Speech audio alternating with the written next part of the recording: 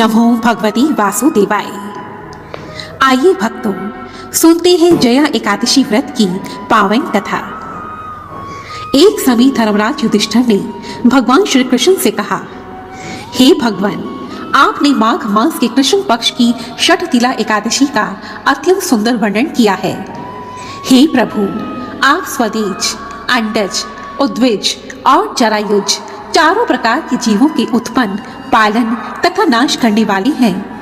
हे वासुदेव, अब आप कृपा कर माघ शुक्ल एकादशी का वर्णन कीजिए। इस एकादशी का क्या नाम है, इस व्रत की क्या विधि है और इसमें कौन से देवता का पूजन किया जाता है। यह सुनकर भगवान श्री कृष्ण ने कहा, हे राजन, इस एकादशी का नाम जया एकादशी है। इसका व्रत करने से भ्रम, हत्या इत्यादि पापों से छूटकर मनुष्य मोक्ष को प्राप्त करता है और इसके प्रभाव से भूत पिशाच आदि योनियों से मुक्त हो जाता है।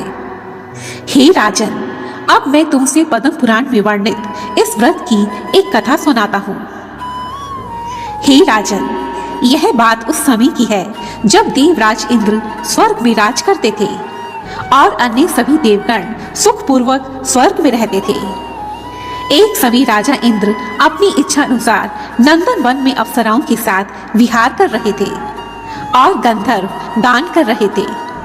उन गंधर्वों में प्रसिद्ध पुष्पदंत और उसकी कन्या पुष्पवती और चित्रसेन तथा उसकी स्त्री मालिनी भी उपस्थित थे। साथ ही मालिनी का पुत्र पुष्पवान और उसका पुत्र माल्यवान भी उपस्थित था।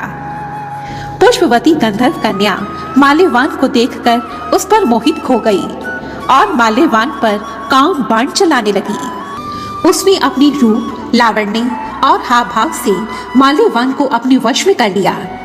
हे राजन, वह पुष्पवती अत्यंत सुंदर थी।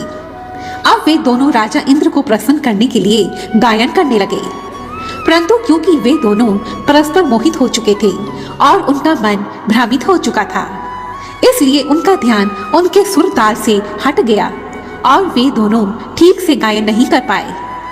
यह देखकर राजा इंद्र उनके प्रेम को समझ गए और उन्होंने इसे अपना अपमान समझकर उन्हें शाप दे दिया। राजा इंद्र ने कहा, हे मूर्खों, तुमने मेरी आज्ञा का उल्लंघन किया है, इसलिए तुम्हें धिक्कार है। मैं तुम्हें श्राप देता हूँ, तुम दोनों स्त्री पुरुष के रूप में मृत्यु लोक में जाकर पिशाच रूप धारण करो और अपने कर्म का फल भोगो। राजा इंद्र का ऐसा शाप सुनकर वे दोनों अत्यंत दुखी हो गए और हिमालय पर्वत पर दुख पूर्वक अपना जीवन व्यतीत करने लगे। उन्हें गंध, रस और स्पर्श आदि का कुछ भी ज्ञान नहीं था। वहां उनको महान दुख प्राप्त हो रहे थे। उन्हें एक क्षण के लिए भी नींद नहीं आती थी। उस जगह अत्यंत ठंड थी, इससे उनके रोंगटे खड़े रहते और मारी शीत के दांत बजते रहते थे। एक दिन उस पिशाच ने अपनी स्त्री से कहा, ना जाने हमने पिछले जन्म में ऐसे कौन से पाप किए थे जिससे हमें यह दुखदाई पिशाच योनि प्राप्त हुई है। इस पिशाच योनि से तो मृत्यु ही भली। अब हमें किसी प्रकार का पाप नहीं करना चाहिए। इस प्रकार विचार करते हुए वे दोनों अपनी दिन व्यतीत कर रहे थे। संयोग से कुछ समय के बाद माघ मास में शुक्ल पक्ष की जया नामक एकादशी आई। उस दिन उन्होंने कुछ भी भोजन नहीं किया, ना ही कोई पाप कर्म किया, केवल फल फूल खाकर ही दिन व्यतीत किया और सायंकाल के समय महान दुख से पीपल के वृक्ष के नीचे बैठ गए। उस समय सूर्य भगवान अस्त हो रहे थे। उस रात को अत्यंत ठंड थी, इस कारण वे दोनों शीत के मारे अति दुखी होकर मृतक के समान आपस में लिपटे पड़े रहे। उस रात्रि ठंड के कारण वे दोनों सो नहीं पाए। हे राजन, इस प्रकार अनजाने में ही उन दोनों से जया एकादशी का व्रत और रात्रि जागरण संपन्न हो गया और इस व्रत के पुण्य के प्रभाव के कारण ही सुबह होते ही उनकी पिशाच योनि छूट गई। अत्यंत सुंदर गंधर्व और अप्सरा की देह धारण कर सुंदर वस्त्र आभूषणों से अलंकृत होकर उन्होंने स्वर्ग लोक को प्रस्थान किया। उस समय आकाश में देवता उनकी स्तुति करते हुए पुष्प वर्षा करने लगे। स्वर्ग लोक में जाकर उन्होंने देवराज इंद्र को प्रणाम किया। राजा इंद्र उन्हें पहले वाले रूप में देखकर बहुत आश्चर्यचकित हो गए और उनसे पूछने लगे, तुम दोनों को पिशाच योनि से मुक्ति कैसे प्राप्त हुई?